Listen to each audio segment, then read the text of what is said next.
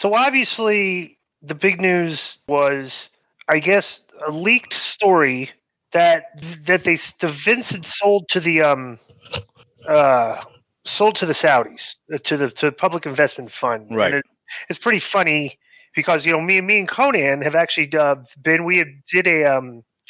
K100 talks on the public investment fund and its relationship with Live Golf. And just the funniest thing that when you get the wrestling fan base involved in conversations, they're mainly ignorant on most subject matters. They really only know about wrestling. None of them like sports or anything else besides wrestling, right? And cartoon, comic books, and video games. But it was hysterical that everybody was all remember when there was a lot of backlash when WWE was going to be going to Saudi for the first time. Sure. As a matter of fact, their ratings took a kind of a hit. Like if you go back at that point in time, there was they've been going down, but there was a more than significant drop in that maybe enough people were offended and out, that they say, well, we're not going to watch the show, right? But here we are, maybe 2 years later from the Saudi deal, and nobody talks about it anymore. It's just it was the outrage that. But now the thing is, he's supposedly selling to them. Now here comes the outrage again. We have the initial wave of the outrage. But the funny thing about it is, it's just a simple look at Wikipedia, okay, and just the look at the public investment fund Wikipedia, and you look at the billions of dollars that they already have invested in. This is a funny thing. Everybody on Twitter outraged over the Saudis. Well, that's great. Saudis got about $5 billion stake in Twitter. Okay, so the Saudis got a $5 billion. The PIF has money invested in Uber, EA Sports, Capcom, to like all the video game companies. They own Rodeo. They own Rodeo Drive. Bank of America. Yeah, bro. And everybody's saying, "Oh my God!" It's the Mark podcasters are all, "Oh my God, this is the end of the WWE. Vince is back and stuff for thing." And then I'm like, well, they also invested in an English Premier League soccer team that was a doormat 2 years ago called Newcastle United, and literally 2 years later, with the investments they've had, they're playing for the top of the league. Like they went from doormat to contender in just 1 year of investment of the Saudi money, right? So I don't think the Saudis would invest in something that they're just going to they are money marks. They're overpaying for everything, but the outrage was always like, bro, if you're going to be outraged at this, you got to be get off Twitter, get off Facebook. Don't use Uber. Here's the thing about being a money market. Right. If you got a lot of money, it doesn't matter. It doesn't matter. Boom. Okay, and that's why we do business. But I want to throw this little thing in there, Ben. I love how the United States is always virtue signaling. They're like, oh, well, they don't treat women right and all these human rights abuses. Bro, we have human rights abuses right here against African Americans, Latinos, anybody that's a foreigner. What the fuck are you talking about? Women couldn't even vote here till 1920. Women were always treated as second, third class citizens when I was growing up. Nobody wanted to hear from them. Their opinion didn't matter. They never got, you know what I'm saying? They got on pay. So still do. The only thing is, because we've progressed or evolved quicker than some other places, they want them to evolve at our same speed. Bro, you've got to respect your culture. Like I was reading this thing, those protests in Iran that they had after that girl Amini got killed. Mm-hmm. Well, they've executed a whole bunch of guys, like 20, and 2 of them just got executed a couple of days ago, and they execute you by hanging you, which here we used to do, but it's considered uncivilized. But I like how we try to tell everybody what to do when, bro, we're the biggest thugs that's ever existed, ever. Country of gangsters, bro. Right. They built on it, absolutely. But there's different structures, absolutely, in the power structure of the corporate ownership of public television, shows like this that are on the stock market, where these guys got money that's strictly oil money and then investment money on top of that. Like, one system is gamed a different way based on ratings and television rights. These guys can come in and pay 5 times what it's worth, and it ain't going to hurt them at all. I just wonder if the Saudis are smart enough to understand that, I guess they could still make a profit off of it in some countries that are slow to evolve. But now that this electronic is happening with the solar and electric vehicles, and like in California, like in 10 years or something like that, every vehicle has to be electric. All right. Well, conversation. We're getting too far in this conversation. I just want to say, because the Saudis might even be buying it. Okay. Yeah. But they might. But I gotta go back, BI, because you made a lot of great points, and I just want to say what this is. We did $160 billion weapons deal with Saudi Arabia. WWE going there is not because they love old school WWF. It's a front load PR of these things that are going on behind defense contracts that are worth way more, whether it's the live golf stuff, and they can put it through the PIF that it's the 2030 agenda, the fund, and that they're pushing to be modern society, which is kind of your argument of how dare we judge people while their culture is different. Okay, that being said, just because you take our sports and our celebrities and put them up front and pay them big money and make it the way it is, they executed 88 people less than 100 days ago. 40 to 60 of them were labeled heretics or witches or whatever they want to, and some of us were radicals who believed in democracy. That was what the charge was against them. And meanwhile, we're doing $50 million handshake deals for one show with WWE after they just chopped a guy up in a consulate in Turkey on a hit job and put him in 15 suitcases. And maybe, Konnan, I've worked my magic with the House of Saud. I'll get you a new kidney right out of that, I'm sure. Well, here's the problem. If I had a lot of money and I was about to make a lot of money with them, I feel bad for Khashoggi and these guys being executed, but I'm going to get paid. You know what I'm saying? We're workers. You think I'm not going to get a hold of the PIF and try and get mines too? Of course we're going to sell out, man. Like, they're going to need people who have the right minds. Now, let me ask you a question. Okay, let me just say one thing. Well, let me just say one thing, dude. Okay. Do you think this is a viable hypotheses that I'm going to throw at you? Do you think that maybe the Saudis buying WWE, and most people's perceptions of Saudi Arabia or Arabs in general is not a good one, right? I wonder what PTSD from 9/11 has never been addressed. Right. And if they were to put Saudi characters and Arabian characters in a positive light, if that would help with their image. I don't care. You're getting off on a tangent there. Okay, I'm asking him. If you don't care, I'm asking him. How about that? So I got till 5 o'clock. All right.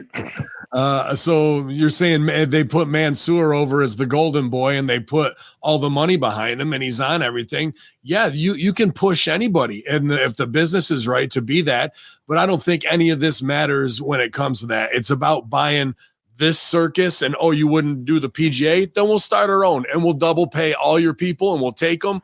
And then we'll do the same thing here with this, because it's all window dressing to cover up for the real human indiscretions that go on there that they don't want to address and move forward. Go ahead. Let me say something, bro. The story is not accurate. Okay, that's what I want to make a point. This whole thing, the whole Saudi story was a leak, and it may not even they may not be, and they may not even been a thing that they were selling to the Saudis. Sure. Okay, but just going forward, if the Saudis are potential buyers, it's an eventual deal because nobody's going to outbid them. Okay, they have too much money. All right, that's number one. Number two, so Russo, did Vince go over this with you? His because we want to talk about this article. Vince didn't have time because he's writing a bunch of. Do you know why Vince can't do the show, Konnan? I didn't record. He's writing for that classic show Rocky Mountain that I destroyed, and he got mad. Yeah. He did get mad. All right, so let's go over some of the things that Vince said, and Konnan agrees. Because there was Vince was talking to Sports Kita. Yeah, I agree with 3 out of the 4 things he said. Okay, all right. So let's go over these. All right, because we want to discuss this with you, Ben. We don't have Vince on, but I'm sure you've talked about this. So this was Paz to John, the 2-man power trip, and Paz and and Vince. John Paz, Konnan, right? He's on too much stuff as it is. So right. All right. So on Vince's return to WWE. This is Russo. There was no doubt in my mind somewhere there was no doubt Vince was coming back in 2023. And I got to be honest with you, John, I'm not you. I am glad. The reason why I'm glad is because of Russo's brand, bro. You know, it gives you something to talk about. I can't talk about all these lame shows I don't care about. I want to kill myself. So when stuff like this happens, that's real news. You can imagine the drama going on in the company. You can imagine talent saying, wait a minute, did I put Triple H over? Did I bury Vince? What's going to happen? So, I mean, stuff like this I love because it just creates content. You got a comment on that, Konnan? I agree with everything he said there. The only thing I would disagree with him, and this is just from because I don't have time to listen to the show. I don't even listen to our show. But, you know, tweets that he puts out there, and sometimes he'll get quoted by Sports Kita with that black guy that had like we do. Well, all three of us do. You get quoted too from stuff we say on our show. Right. So he's always like really putting down like the WWE you know, storylines where, bro, they've got some good stuff going on. But he only watches Raw. Okay. Yeah. Well, so the Dominic thing he don't like? No, last night he thought the Dominic stuff was hysterical. Okay. I'm sorry. But he doesn't like a lot. Like Raw is worse than SmackDown. That's kind of obvious, right? Yeah. Well, it's hard to be have an entertaining 3-hour show, but there's no excuse. They have all the resources, all the best writers to have a great show. So no excuses, because Games of Thrones never has a bad episode. You know, The Wire never had a bad episode, but these continuously have bad episodes when they set the gold standard on how to do everything in this on TV in this business. They still up. Right. Any comment, Vince? Ben? Oh yeah, no, you're spot on. To me, it feels like they shredded the script at 2 p.m. when you got to book a 45-minute tag team gauntlet out of nowhere. So you're spot on when it comes to it. And who knows what hits the cutting room floor based on what should be pre-taped, and that goes for both shows, to be honest with you. So I don't know when the old man will march out, but his ego's got to make it happen. And the fact that none of this stuff is even being addressed on camera or on TV, you know, with the headlines flying in and all that kind of stuff, that they miss out on all that hype. They've gotten all this great free publicity, take advantage of it, and they won't go in on it. And it's been a crazy coup d'etat week in a very interesting power struggle, with now a lawsuit possibly holding up any sale, saying that Vince abused his power, and you know, in the stockholder contract, it definitely outlines what this guy's saying. So all he really those guys want is to get a class action suit going so they can get a bigger payoff. But greed runs the world, so you know, you're not gonna say that they're not in on it either. After WWE's cashed in how many times every quarter, probably doing multiple SEC violations with pump and dumps with stock, all that is in the corporate heel handbook. All right, let's go. Well, we'll get ahead of ourselves. Okay. So this is Vince on Triple H. Wrestling is so spiteful and so petty. Listen, those guys could come back in. The wrestlers Paul Levesque rehired, could be doing the best job in the world. The fact that Vince fired them and Triple H rehired them, that is Triple H saying, Vince, you made a mistake, so I hired those people. No, bro. Vince McMahon doesn't make any mistakes. And, bro, that was a bad look for him. Everybody that Hunter brought back after Vince left was a bad look for Vince. That's basically saying, Vince, you didn't know what you were doing. You let this one go, that one go, and the other one go. You made a mistake. Vince, I'm bringing him back. No, bro, Vince doesn't make any mistakes. Well, that's absolutely, fake news. He makes a lot of mistakes. No, bro, he's saying that that's Vince. Like, you don't make Vince McMahon think that he made a mistake. That's what he's saying. I did not get that out of that. No, that's what he's saying. Bro, Vince does not make mistakes according to Vince McMahon. That's what he's saying here. All right. But we right. All right. But yeah, that's self-explanatory. Now the WWE stock. I said, bro, when they sent Vince home, this really hurts stock in the company, because when you were negotiating television contracts, when negotiating any big deals, bro, these people want to be in business with Vince McMahon. They know Vince's lineage and Vince's history and Vince's expertise. They want to know what they're doing business with Vince McMahon. They're looking at Triple H like a wrestler, bro, and they're looking at Stephanie as well as the daughter of Vince. That's not Vince McMahon. So, bro, who knows? Nick Khan could have had a buyer that was interested, and that buyer could have said, you know what? If Vince McMahon doesn't run the company, I'm not interested. I mean that very, very, very well could have happened. Khan could have reported that to Vince, and then here you go, bro, So that's like where they are. I agree with that. Could be where they are with this. But by the way, this stuff is this stuff is very tight. Now Vince has been sued by a stockholder. Okay, class action that's lawsuit. for sure. Oh yeah. Yep. Oh yeah, Yeah. let me get man. This is like I said. This actually all does this. Let me read this. Shareholders sue Vince McMahon in Delaware's Chancery Court, accusing him of wielding his 81% voting control to oust 3 board members, replace them with loyalists, and push through bylaw changes that, quote, would impose his will on the board in WWE, unquote.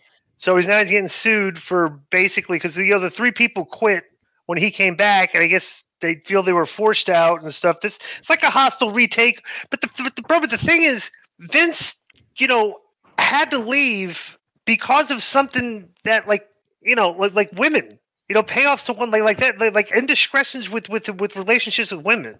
It's like nothing that he was doing business wise or stuff or thing like. Yeah, but you're a publicly traded company, and if you're the front-facing personality with a PR scandal, that drives your stock one way or the other. So if you have a bunch of board members who then say it's in the best interest of the stock price and the shareholders that you step down to save face so we can keep going forward, then do it, especially at 77 years old, right? So, but now we play the ego game and the sell game and hold them hostage until I can get my 2 stooges back on the board and fire these people and reelect myself. And I'm the one who has final say. Nobody's going to push me out. It's just, he doesn't want to take the L, and he's going to use every backdoor method possible to get back on top again. Ace could be back next week. Yeah. Well, I mean, who knows, man? I'm just saying, like right now, and I don't really like doing this because, Yahoo.com reported this too. Like, so this fake news of the Saudi deal traveled fast, and like a lot of people are saying it was unconfirmed. I made a few tweets, but like I'm at the point now, it's like I want facts.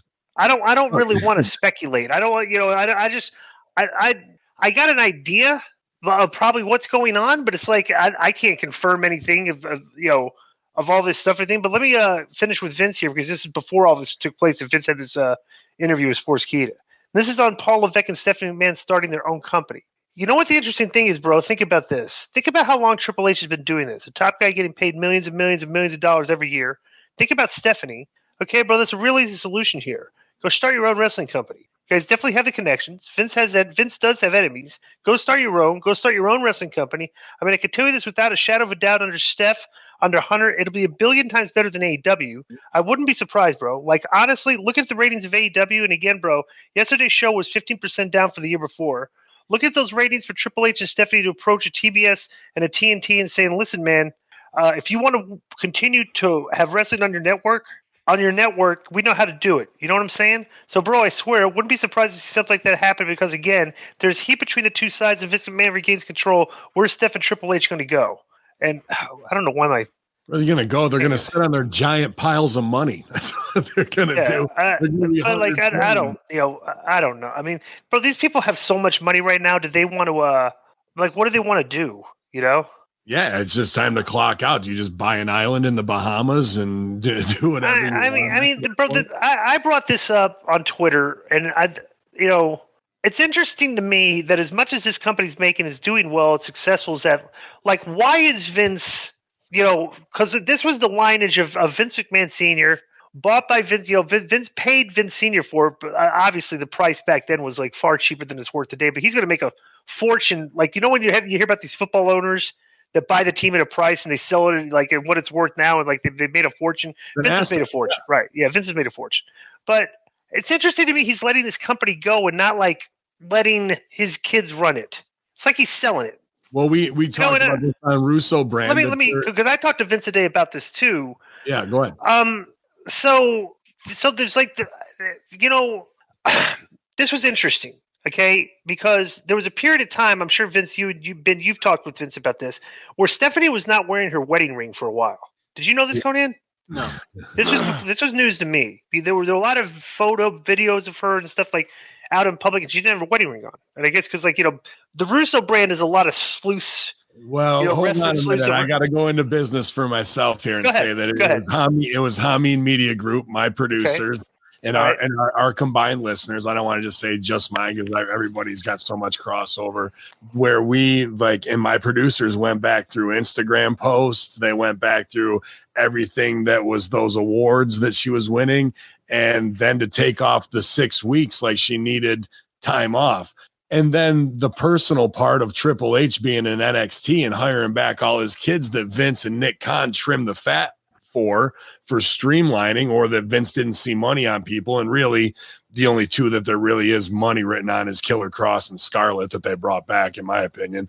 But, now he's going to have to call them all again. Those people are all sweating it.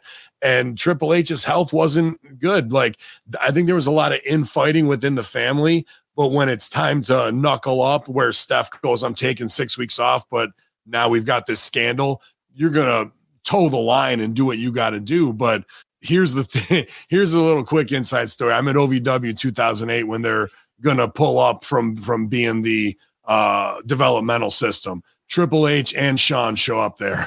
We get the big rah-rah speech, and Triple H goes, I'm telling you, OVW will always be developmental for WWE. We're going to keep a contract here, and we're also going to go into Florida. 6 weeks later, contract pulled. I saw Steph, that press release or whatever it was of the big rah-rah meeting of everybody staying in their same spots and nothing's going to change.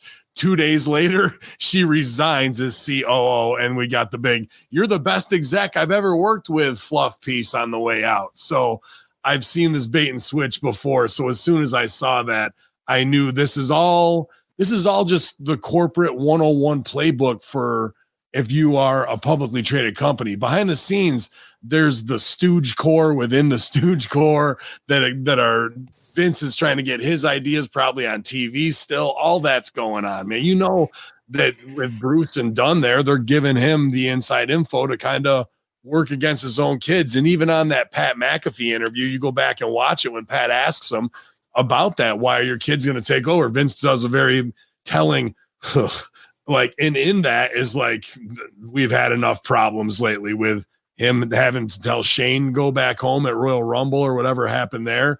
And then possibility of, I don't want to speculate on their marriage. You know what I mean? Well, what about the optics of when Hunter had a heart attack or whatever it was, his heart condition, and was like in the hospital, Vince went in and gutted NXT. That's what I'm saying. So there's there's got to be the story of the McMahon family turmoil between Hunter and Stephanie is like, I don't know if if that ever gets outside of a room of conversation with those people, because I haven't heard any leaks or anything. I don't know who knows about this stuff, right? Yeah, I know that like if you're getting leaks, that's straight locker room talk, bro. Like that's not out in the sheets or nothing. Like, right. So we've been on this for longer than anybody, and it's not like we're trying to hurt anybody or gotcha.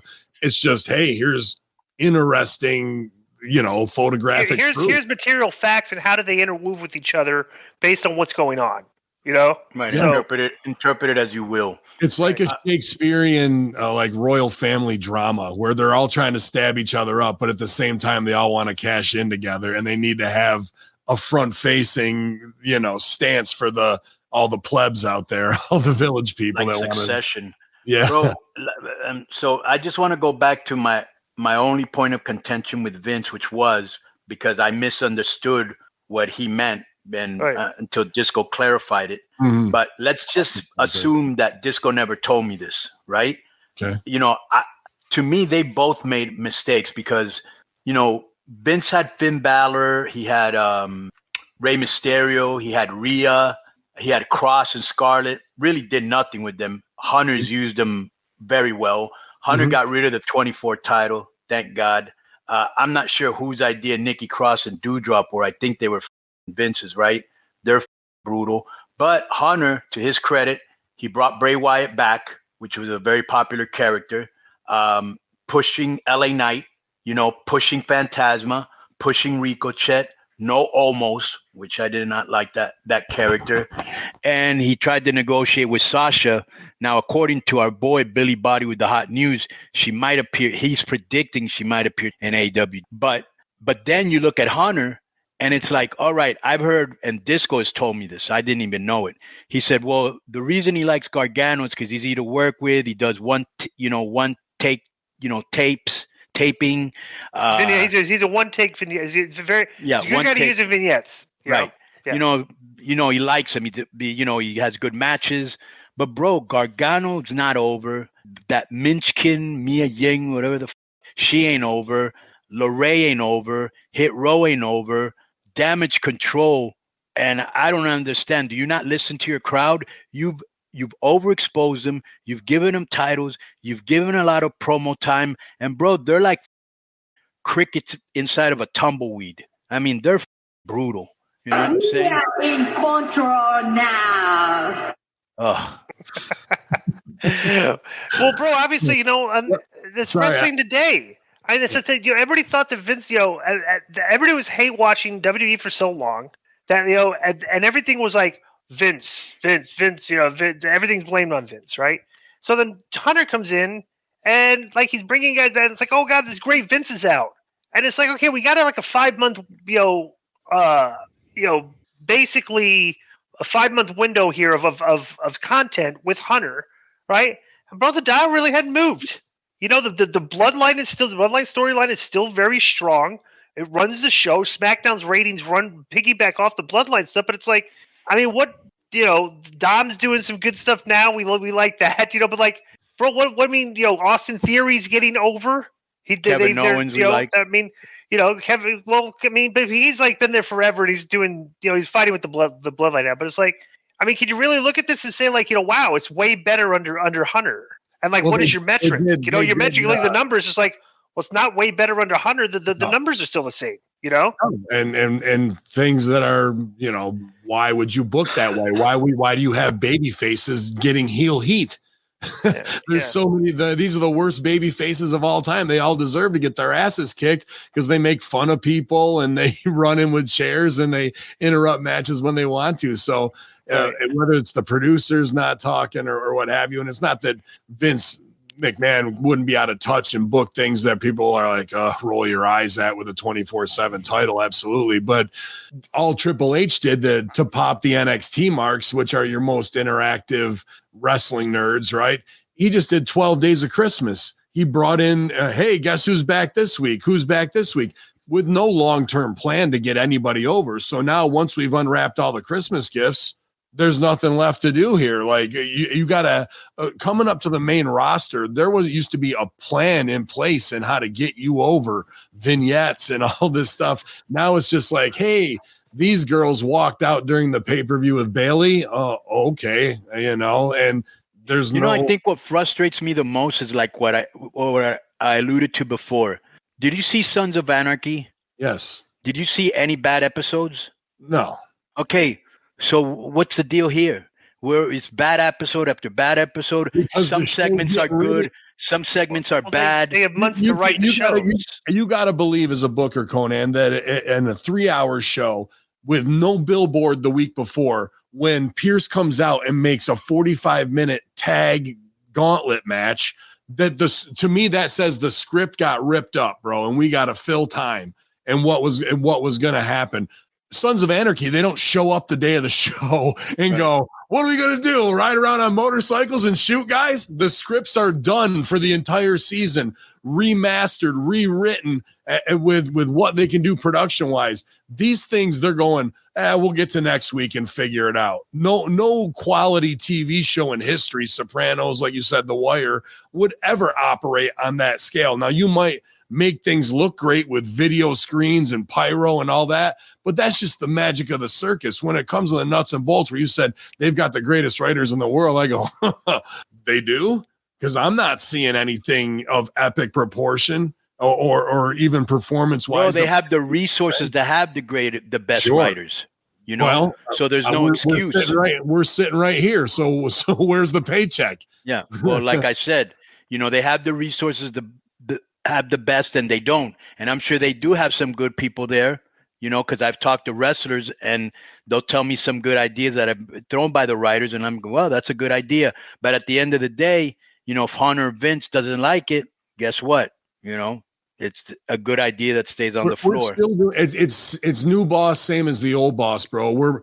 We're doing I'm a monster, and he comes out and gets beaten down, and Ricochet needs to come save the monster. Why? Because the guy put out a tweet after the Saudi show with Omos about the Flippy Do guys. So now we're going to punish him on camera after bringing him back as a draw to do this to see if he'll be humble and put up a stink or not. Right. A guy botches an over-the-top rope thing that a producer never should have even okayed for him to do and embarrass it. Now the baby faces are going to tease him until the baby faces turn heel in the same show, but we're going to take the biggest guy and beat him down and beat him clean. I liked what they did out of that, though. Let me explain why they weren't heels, because you've wrestled before, right? Yes. Okay. And Disco and I. Okay, bro. Ben Hameen. Let's say your three best friends were Mr. A, Mr. B, and Mr. C in the dressing room. If you went out there and you fucked up, I can guarantee you that when you came back, Mr. A, Mr. B, and Mr. C were going to bury you. And if they could get other people in on it, it was a total burial, because that's the boys. That's how that's how infrequent botches were when we wrestled. That if you botched, you came back to the curtain, you were embarrassed, and the boys were browbeating you. Okay, right. So it's like, okay, these days it's like, hey, people botch in AEW.